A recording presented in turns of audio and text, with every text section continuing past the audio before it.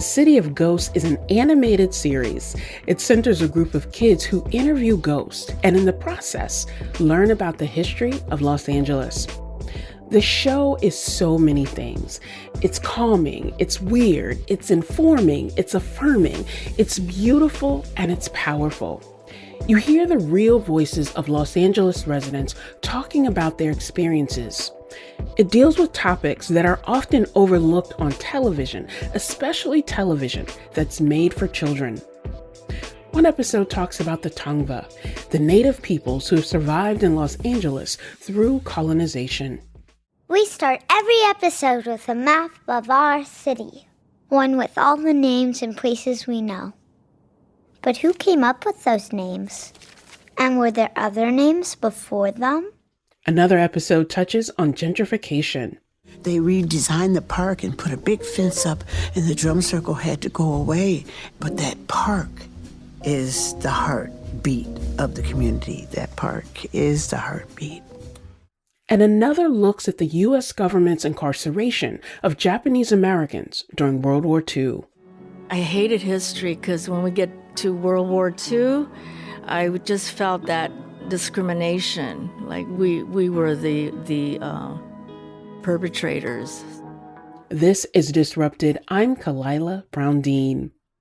This hour, we're talking about television, whose stories are told, and by whom.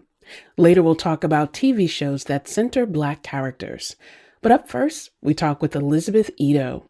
She's a writer, director, and storyboard artist in the animation industry. She's worked on the popular animated show Adventure Time and is creator of the Peabody Award-winning City of Ghosts. It's currently available on Netflix. Elizabeth, it's wonderful to have you on Disrupted. Thank you so much for having me. I really appreciate you inviting me. Yeah, but before we talk about the particular shows that you have created and worked on, I'm curious about animation. Like, how did you discover that animation was the art form that you were connected to or that you wanted to explore? What was that connection? Well, since I was really little, I always really liked to draw. And I also was really into, I don't know, just music and a lot of creative things. And then as I got older, I was just trying to figure out, what's a job that you can do with that with that art? Because when you tell your parents, like, I want to be an artist, I mean, my parents were really understanding, and they were kind of like, well, what kind of artist do you want to be? So then when I was in 11th grade, I went to this state program here in California called CISA. That's California State Summer School for the Arts. And I had applied for it for animation because they didn't have that at my high school as like a thing you could take. And it was amazing. Like, I think it was just one of those things where, I mean, I don't know, maybe it's just because I was also a teenager, but you just sort of realize, like, this media is like combining everything that I like. Like, it combines the ability to like have rhythm and music and film and drawing and all of that. All in the same package. So that's pretty much, yeah, how I found it. The beauty of art is what you just communicated, that art can encompass all these emotions and interests and feelings. It can engage us in ways that are direct and indirect. It's why I think having art in all its forms available to students is so critical, especially as they are defining their interest. But one piece of your art that I think is also so critical here in this moment is thinking about representation and the ways that you as a storyteller have the opportunity to tell stories in different ways, to bring together different voices and really highlight the diversity of those stories. Talk to us about Adventure Time, which was this crazy popular animated series on Cartoon Network and tapped into representation in all different kinds of ways, but also helped introduce us to you as a creator. Talk about that show.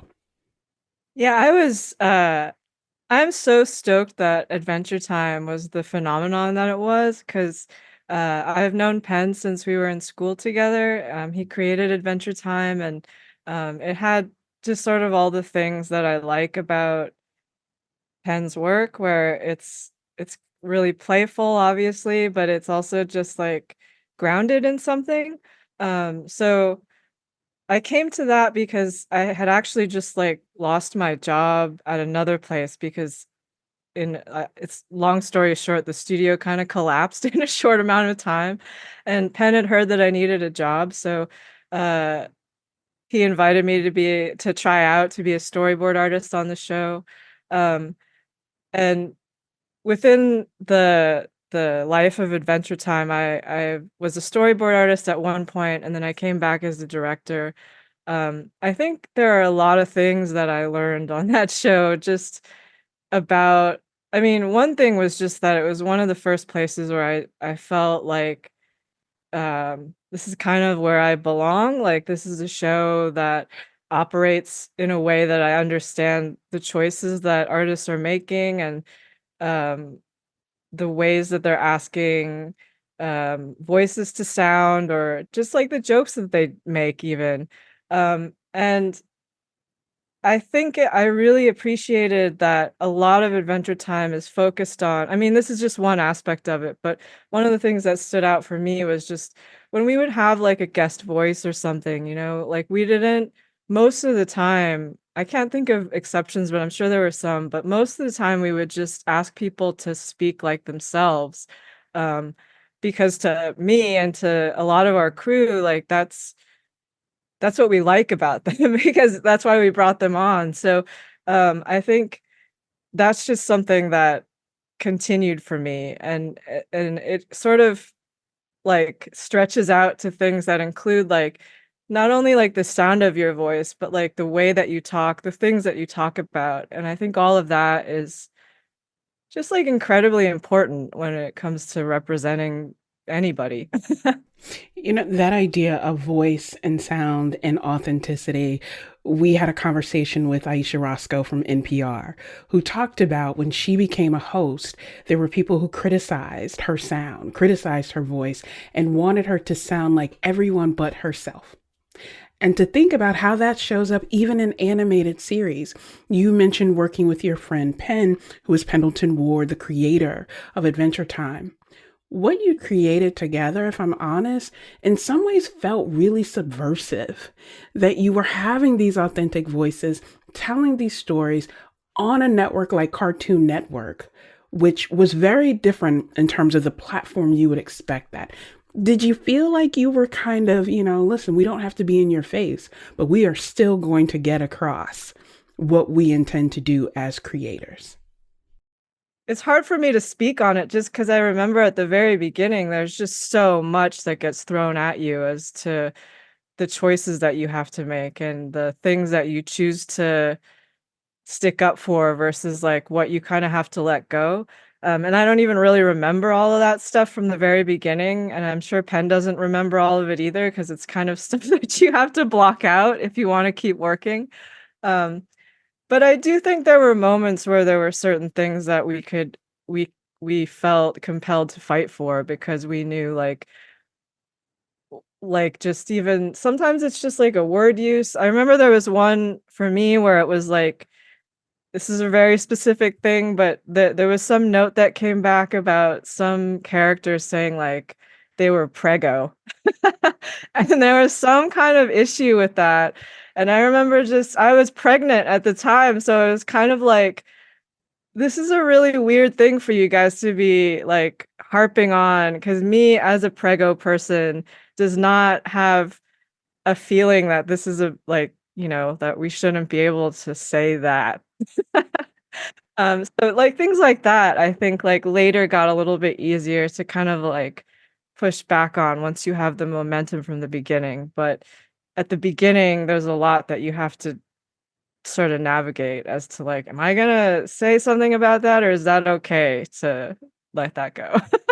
And I imagine too that being a creator in that space where you want the artistic control and you are also navigating what sometimes can feel like competing interest, there's a big responsibility in that and making sure you are true to the integrity of the work and the art, but also, as you said, having to understand certain things aren't worth fighting for in the moment. That's a big responsibility. And you go out and create your own Peabody Award winning show. So it's clear that you are used to doing hard things and that you do them well. That award winning series is called City of Ghosts. It's about a group of children who interview ghosts and they learn about the history of different neighborhoods across LA. Where did the idea for that series come from? Part of it was like when I was little, I had an experience with a ghost, like when I was 6. And so I was thinking about ghosts and I was thinking about VR. And like one of the things was just that people were trying to figure out whether like can you story tell with stuff like VR? How do you do it? That kind of stuff. And when I was thinking about it, I was like, well, I've tried a few experiences and it's weird for me because at the time I felt like most of them made me feel ghost like when you're watching something but no one else in that environment can really see you, it feels weird. um, and so I had been thinking about like, oh, maybe like if you were using VR you could do a project about ghosts. And then just related to that, I was thinking about, I mean, I live in LA, so it's like everything's getting gentrified everywhere here. And so there was this thought of like, I really want to be able to talk about that, but I don't think I can just propose a show about gentrification. That doesn't seem like anyone's going to go for that. So how do you wrap that up in something that like, what is it that I'm trying to do? Like, I'm trying to make sure that kids who are here have some idea of like the history of where they live so that even if businesses change, even if the neighborhood changes, um, you can still have this record that kids can look at and go like, "Oh, that's why that building over there looks like that," or "That's who used to be there," or "Oh, now that business is this and it used to be that. I saw it in the show," or something like that. So, um, it was that, and then the last piece of it was just really wanting, like, a show for my own kids that spoke to, like, sensitive children and children that were just kind of, like, curious and sensitive and maybe a little bit weird, and also just really interested when they find stuff out, so yeah. As a grown up who has always been a weird kid, thank you for speaking to us and creating for us. But I think that's the power of what you have created here. There are layers and complexities to this because you are telling real stories, real experience from real people. And that is much different from thinking about the end game of the story you want to tell and then just creating all the pieces. It's much more complicated to do it the way that you do, but it is so much more powerful because with all the development, the displacement that's happening, you are centering people. You are centering real experiences, real identities that get tied in to space and place. Talk to us about that creative choice of this is how I want to tell these stories and not just doing it the easier way or the way that it's usually done. What was that choice for you? I'm still trying to get over what you said because it made me choked up. I was like, "Yeah, that is what I'm trying to do." Um, I don't know, it was an insane journey, I it's like, I don't think I even went into it thinking, like, uh, thinking all that stuff that I just told you. I mean, I did wanna make a show for, like, my kid, but, like, part of it was just, I really thrive on creating stuff in ways that feels like you're not doing a template, like or you're making your own template. There's stuff that's influenced me where I think like I watched a lot of Creature Comforts. That was this stop motion animated short by this animator Nick Park and Aardman, where he interviewed people. I think they're at the zoo, but he also turned them into zoo animals, talking about their circumstances, and it always really just made me excited seeing it because it was so funny and it's so, like there's just something really great about when you're able to capture a person in a form that isn't actually them, like, that isn't live action, and there's something that I think compels me to watch it and to be entertained by it. Um, so I think like going back to like the Adventure Time thing of like appreciating people's actual voices, um, it's a lot of that for me. And it's a lot of like when you talk to people, sometimes you'll have to talk to them for a long time, but I feel like every person has something that they can tell you that's like really interesting about their story, or just something where you will relate to them. It's just a matter of like, how do you find that? How do you find your way to them being comfortable enough with you to like release that? Thinking about efforts to ban books, thinking about efforts to change what kids learn because history is too heavy and it's too hard and it's too scary. And then also thinking about this is a series that is introducing, I say kids, but you, as you know, the viewers of all ranges. You allow people to see themselves in these stories and encounter issues that may be too big and too scary, but you make it accessible in a way.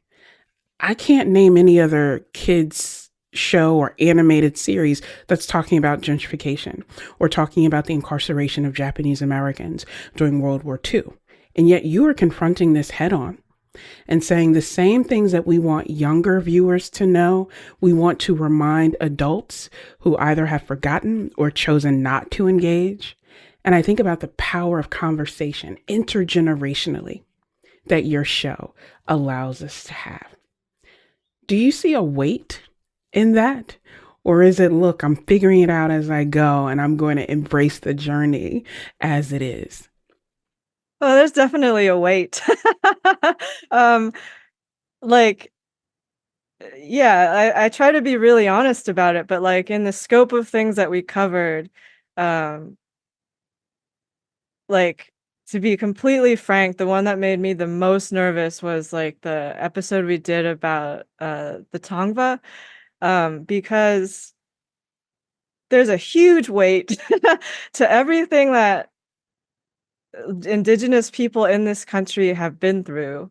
Um, and specifically them because I mean, I focused on them because it was something that I had very, very, very little knowledge about, and that made me really nervous to try to like I think I wasn't sure yet whether we were gonna do that at the very beginning because of that. I mean, the whole show, honestly, there were parts of it where I was like, I was really nervous about that because I follow a lot of things that happen and like on social media, probably too much, where I'm just like, I don't want to do it wrong.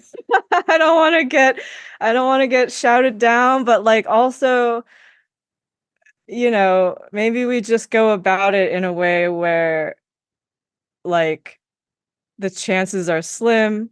Like if you focus on the people, if you focus on trying to center that story instead of like your introduction to that story, then I think like that's where the sweet spot is. But it's also like, yeah, I'm still sort of navigating it. I'll still take those chances, but I try to be really cautious about it because I know that there's a lot of places where people have done it wrong. I think what you have just voiced for us is the value of cultural humility, right? That says, I don't know all the answers. I may not be the person who is the expert on this, but not telling these stories and not trying to tell these stories well and accurately and honor the experience, that doesn't get us anywhere either. I want you to think about the places that you've lived throughout your life. What's the story that you want people in the future to know or remember about the places you lived? Oh, wow. Let me think for a second. I mean, one thing, I guess this is just a really not super it's not superficial, but it is just a thing I remember from my childhood. Like, uh, where my family lives is like in the Crenshaw area, so that's kind of like South Central adjacent and obviously like right next to Leimert Park. Um, and for the period when I was in elementary school, junior high, high school, that area was a little rough, and also but I think also, like, certain areas of the city, like West Side folks might it's so close, but it's really random that they'll have judgments about what they'll encounter if they come to your neighborhood to hang out with you, or who lives there, what's going on there.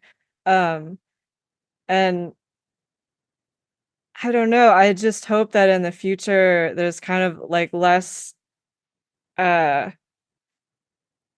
less closed offedness to like the all of the different communities we have here, where I think it doesn't have to be like that. You could go down there and you could see what it's actually like for yourself. It's not that far.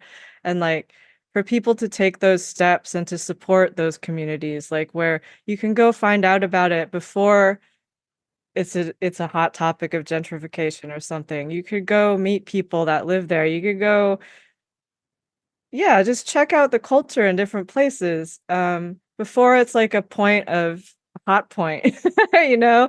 And that could do a lot for our city just to know about that. I think it helps have a collective sense of pride, of understanding, and of connection, and to think about how proximate we are to one another. And yet there seem to be social, political, economic forces that thrive on keeping us separate or making us feel like our interests aren't connected. You and your work deal with a lot of challenging topics, challenging themes. You tackle questions of representation, and animation becomes this sort of thread for the story. I'm curious, as we come to the close of this conversation, what is it that gives you hope? Right now, kids give me a lot of hope. They give me the most hope, I think, because um, they're they're smart. They think outside the box. They know when you're lying and when you're not. Um, there's a lot of things to be hopeless about right now, I think, but anytime that I get to spend time witnessing that, like whether it's going to a classroom and teaching them how to make zines, or just even being around them, like my own kids, but also other people's kids, where they say really funny things. They're like some of the best comedians, uh, like the weirdest, best comedians. But yeah, I'll pick that, children. Here's to curious, weird kids everywhere. May we know them and be them. Elizabeth Ito is a writer, director, and storyboard artist. She's creator of the award-winning series, City of Ghosts. It's currently available on Netflix. Elizabeth, thank you so much for your time. Thank you. Coming up, we hear about the history of Black TV, from Diahann Carroll to Issa Rae. This is Disrupted. Stay with us.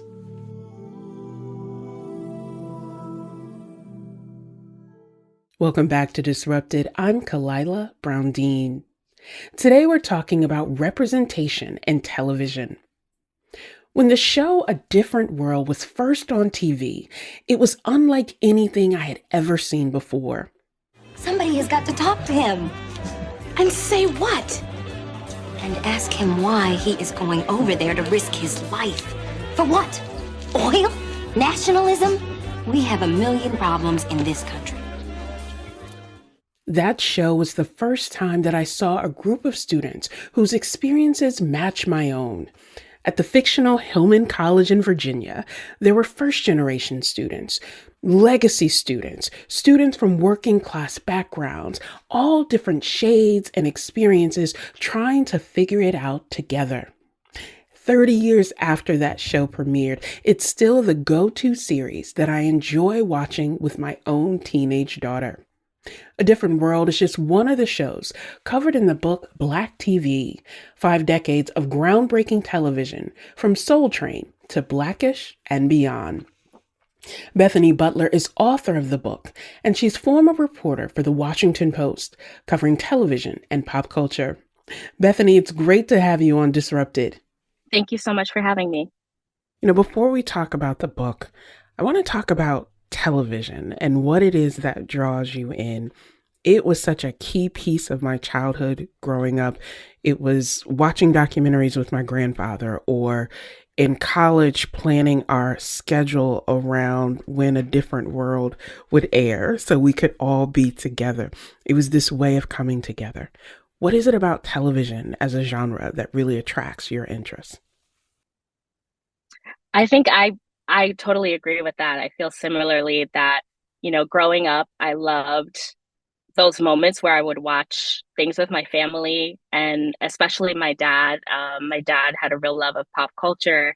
And so the shows that we were watching as a family, they're just so memorable. And I grew up in the 80s and 90s. And so in that time, there were shows that sort of reflected my experience. And, it's important to see yourself on TV. And I just love the stories that TV can tell. Let's talk about those stories that TV can tell and also the stories that you're telling in your work. Share with our listeners why the decision or the intent to focus on Black TV and what it means for all of these different things that you go through in the book. Yeah, well, I think it's a really interesting time to look at Black television, um, both because of the creators that are working today and the shows that we have now. I'm talking about Issa Rae, Donald Glover, Quinta Brunson of Abbott Elementary. And Black creators are doing really exciting things and telling their own stories, as opposed to sort of the beginning of my book, where we start with Julia, which starred Diahann Carroll. And we know that during the 60s and 70s and even 80s, the writer rooms were mostly white. Let me ask you what may seem like a really basic and naive question. How do you define Black television? Because what you just mentioned were the creators and creatives that we have today who are telling these stories that may not just focus on Black lives and Black realities, but are created by Black people. That is very different from what you mentioned in the past, where it was primarily a room of white writers trying to tell the stories of Black people. So what constitutes Black television as you define it? Yeah, so in my book, I define Black TV as these shows and stories where they center Black people and it's not about sort of the white people around them. So we're not the BFF to the white lead character. And obviously that was a challenge in, starting from the late 60s. There didn't exist at that time, a show that was created by a Black person and who had control over the storytelling. So in those early days, I think I defined Black TV by shows that had a majority Black cast, shows that centered a Black lead. Let's talk about one of those shows that you mentioned a few moments ago, and that is the iconic show Julia, which starred Diahann Carroll, who talent beyond belief in so many different areas. And what it meant for this show that premiered in 1968. I think let's pause there for a moment.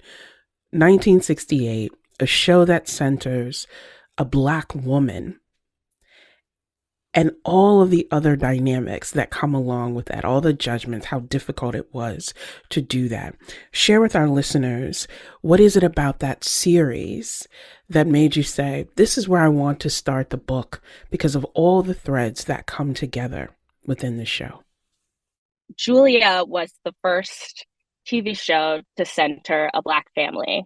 As I describe it in the book, this was about Julia, Diahann Carroll's character, and she was a widow raising her son.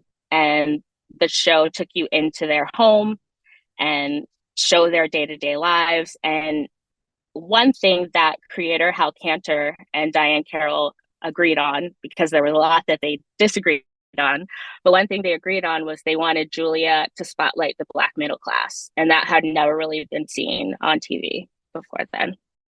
As you were talking about that, the agreements and the disagreements that came into that, at its core, television is about art. and about who has control over art, who gets to tell those stories, what are the stories that we tell, and frankly, Bethany recognizing the challenge of deciding which stories to tell, because so much is riding on Julia as a show, but also on Diahann Carroll, of understanding it is rare, it has not existed that we've had this middle class experience there, and I'm going to be the one to present that. And then we fast forward to the 90s with like the Cosby Show, where people said, oh, that's so unrealistic. Those kinds of Black families don't exist. And you had other people saying, well, actually, yes, we do exist. And how do we tell the beauty, the diversity of existence within Black communities, understanding we may only have 30 minutes, 24 minutes, however commercials were at the time, to do it? How much of a pressure or burden does that place on creators when they realize the stakes are so much higher than just let's make good TV? It puts so much pressure on creators. And I think Diahann Carroll is an example of how much pressure it puts on talent as well, talent and creatives, writers. Diahann Carroll felt such a responsibility to Black people. She knew that as the first to take this on. She even said that it would be so transformative for Black children. She was aware that just the idea of a Black child tuning in and seeing her would be so mental. And I think she really had to pick her battles in a way, because she knew it was such an important moment. But she also, there were certain things that she went back with Hal Kanter on, like, no, I don't think a Black mother would do that. I don't think a Black woman would do that. And they didn't always agree. And ultimately, Hal Kanter was the one in power. But I think that that's part of Diahann Carroll's legacy, that she took that role on. She understood how important it was. And I think we've seen the talent and writers and creators that came after her have done the same thing. They have to pick their battles with the network. They have to decide sort of what they're going to fight for. And I think with every show, there's a progression. And so none of these shows exist in a vacuum. I feel like every single one is important and a stepping stone to where we are now. What I also appreciate about the nuance that you introduce in this book and the context that you introduce for us to consider is that for many actors and creators, it isn't this either or. Either I'm presenting myself as a Black actor or actress, or I just want to be seen as an actor. That it's really a negotiation that, let's be honest, gender plays into it in many ways. Proximity to power plays into it. And I want to lift this piece from your book where you're talking about Flip Wilson, the great comedian Flip Wilson. And you said, Wilson decided early on in his career that his act didn't need to be political.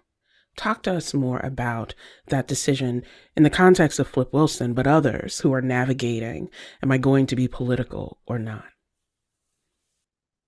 Yeah, I think the really interesting thing about Flip Wilson is, he was completely, or not completely, but he was unknown to sort of white America, middle America, until the mid 60s when Red Fox appeared on the Johnny Carson show and was asked, who's the hottest comedian working now? And he cited Flip Wilson. And Flip Wilson was on that show within weeks or within months. And then ultimately he became even a guest host for it. But I think, for Flip Wilson, he had a plan. He just wanted to be a comedian. And I think what was interesting to me is looking back at some of the news archives from that time and seeing what was written about Flip Wilson. And obviously, just like Hollywood, journalism was also very white. So these were often white men asking him, sort of expecting his act to be political because he was Black. And I think he just wanted to be seen as Flip Wilson, but by virtue of being Flip Wilson and being a Black man, that experience was infused into his work. Coming up, we'll talk about the current status of Black TV. This is Disrupted. We'll be right back.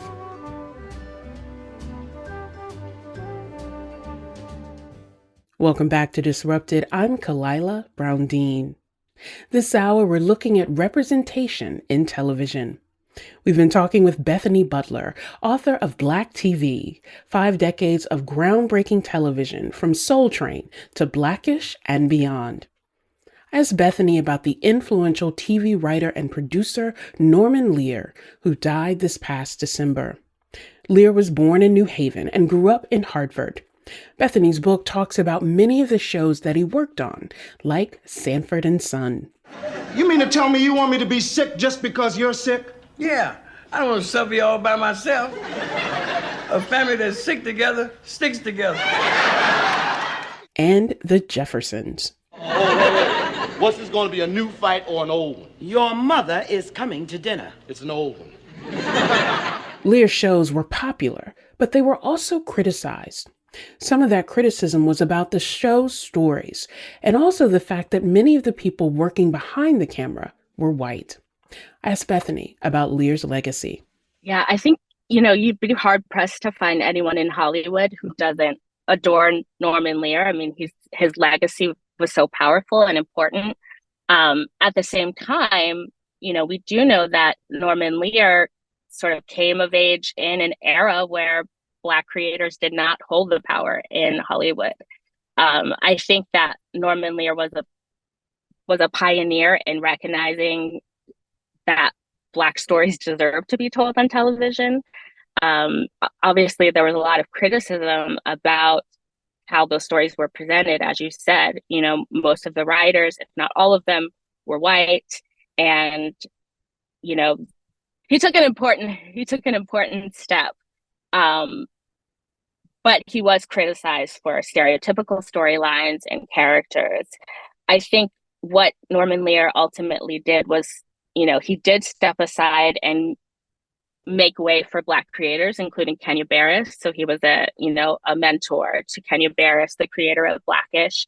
And you can see the influence of Lear in Blackish, even in certain episodes that were parodies of Norman Lear shows. But absolutely, there are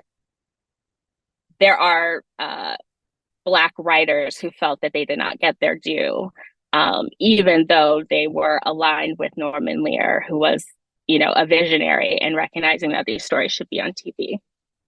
What I hear from you also, Bethany, is we're talking about the evolution of television, the evolution of Black television, but also the evolution in people's thinking of who gets to tell a story, but also what we thought was appropriate at a time may not be what we see as acceptable now in our present lens, but still having the space to acknowledge what it took to even tell those stories.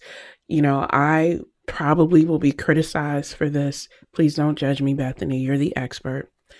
I still love watching reruns of Good Times, because it is this connection to a childhood memory. But I look at this show that was created decades ago, and I think about the stories that they're telling, but also the issues they're addressing, whether it's substance abuse, housing insecurity, health equity, all of these things that we are still grappling with. And to put that on television in the 1970s was groundbreaking, but also risky. And here's another area that's risky. Comedy. You have this section in your book that's called A Brief History of First Black President Jokes. What's key is that these jokes predate the election of Barack Obama in 2008. There's a clip circulating on TikTok now of Richard Pryor playing a Black president. What makes jokes about Black presidents, Black first presidents, so important that they have this long legacy there?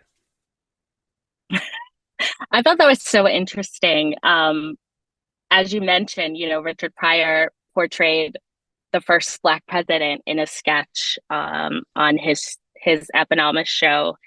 And watching it, I was so struck by it was almost like a premonition. Just that he, this was in the 70s, but he's speaking to issues that are going on right now. I think that there are so many through lines in this book in general, but I think, and in Black TV, but I also think there are through lines in Black humor.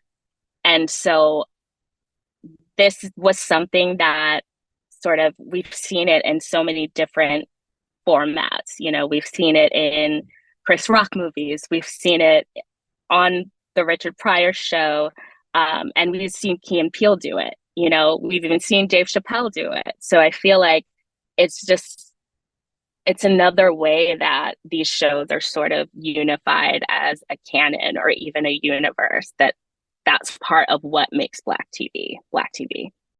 That is the power of television, that it doesn't have to be fully explained. It can trigger a connection and a memory that brings people in together, and it sticks with you in these ways. That I also think is the beauty of some of the shows that we think about now when it comes to television. Things like Atlanta, Insecure, When They See Us, very different approaches to everything from the lighting of Black skin in Insecure and how that brings people into a different experience. How you watch Atlanta from season to season, and there's some episodes where you go, I have no idea what just happened, but I really want to watch it again because I feel like I'm missing something. To others where you still laugh when you think about Cat Williams being the alligator man. I'm the alligator man, okay? So now, just leave me alone. Won't be no gator. What do you think about the current status of Black television shows? We're not in the 90s where it seemed like we had a really diverse group all on one network, but we are on streaming platforms and others. What's the current status of Black TV? Well, obviously, I'm so excited about Black television in general, but especially now. And you mentioned Atlanta, and I think that's such a brilliant show. I think that, Donald Glover has talked about having to, he called it Trojan horsing effects, so the idea that he pitched this show, and even being Donald Glover, a, well-known comedian and musical artist, he still had to sort of paper what he brought to the network, to the people in power. He couldn't tell them exactly what Atlanta would be. And I think if you watched Atlanta, you understand why, because it's not really something that you explain. I think that was one of the best things about Atlanta, is that it was subtle, it was surreal. And, I think Donald Glover has acknowledged he's only able to do that now because of the comedians that came before him. He mentioned Chris Rock in a New Yorker article and said that, he wouldn't have been able to do Atlanta without Chris Rock. And you also mentioned Issa Rae is Insecure. And I think that's another example of someone who is representative of the people who came before her, and also very intentional about portraying, for me, it's like Black millennialhood. Being a, Black millennial, I saw myself in that show. I saw sort of, work struggles, friendship struggles. These are all universal themes. And unfortunately, I do think that Black creators are still dealing with that question, of like, will this appeal to everyone? When it doesn't, in fact, really matter. Insecure resonated with so many people for different reasons, but especially Black women, because it was our experience on screen. What I keep hearing come up in your work, Bethany, is this connection of acknowledgement of the past, acknowledge of the history and the lineage that these newer shows come into. And you had an article where you talk about this in the Washington Post. And you say, we're in a golden age of Black television. But there would be no Scandal without Julia, no Blackish without Good Times, no Swarm without Atlanta. And as I read that and prepared for our conversation today, I kept going back to that feeling I had when I saw the beautiful, regal Marla Gibbs on stage of the Emmys, 92 years old, gorgeous, sharp. I mean, the open shoulder. I was like, let's go, Marla Gibbs, right? I am so honored to be presenting this award with the incomparable Marla Gibbs. What's the secret to working in Hollywood for so long? Oh, that's easy, baby. The wage gap. I gotta work 20 more years before I can retire. But if you great writers write something for me, I'll just keep on working and cut into that wage gap. It was this moment that blew me away because she could deliver this humor, but it was wrapped totally in reality of standing on that stage beside Quinta Brunson that we know became the first Black woman in 40 years to win Best Actress in Comedy, and only the second in the history of that award show. And they've been giving out Emmys nearly 75 years. Niecy Nash Betts talks about it in her work. Taraji P. Henson talks about it in the context of film. But it all goes back to Marla Gibbs reminding us we have to acknowledge that history. We have to acknowledge the people who have made it possible to have these diverse creators and all the stories that they are telling. All of that leads me to this very basic question. What do you see as the future of Black television, given that history and the fact that we're still making history in 2024? You know, it's such a pivotal time in Black TV history because of the creators that are able to tell these authentic stories and be in control of their projects. And I also think that, you know, there's this through line from, you know, Julia to Scandal. I mentioned this in the book that, you know, Scandal used Julia Baker, that was Diahann Carroll's character, used her as an alias in Scandal. It's just sort of written into the script. And Shonda Rhimes had talked about how influential it was for her to see Diahann Carroll as Julia. And so, you know, every show is connected really throughout the entire history of Black TV. And I think that will continue. And I think that it's so important that we are starting to see these moments at, you know, the Emmys, which is, you know, the Emmys convey prestige. They are an institution in Hollywood, and people recognize when, you know, stars attend them when they're on stage. And so to see Marla Gibbs with Quinta Brunson and acknowledging that connection, you know, it's so important. Thinking about Marla Gibbs as an actress, thinking about her legacy, thinking about the legacy that her granddaughter, Sonia Winton, who is this amazing writer, director, producer, creative, that she is charting a path. And how at the core of it is this love of Black people, of Black experiences, and an acknowledgement of telling those stories. Bethany Butler is the author of Black TV, 5 decades of groundbreaking television from Soul Train to Blackish and beyond. She's former reporter for The Washington Post and covered television and pop culture. Bethany, thank you so much. Thank you so much for having me. Disrupted is produced by Kevin Chang Barnum, Wayne Edwards, Meg Dalton, and Katie Tolarski. You can listen to all of the previous episodes of Disrupted by finding us wherever you get your podcast. I'm Kalila Brown-Dean. Thanks for listening.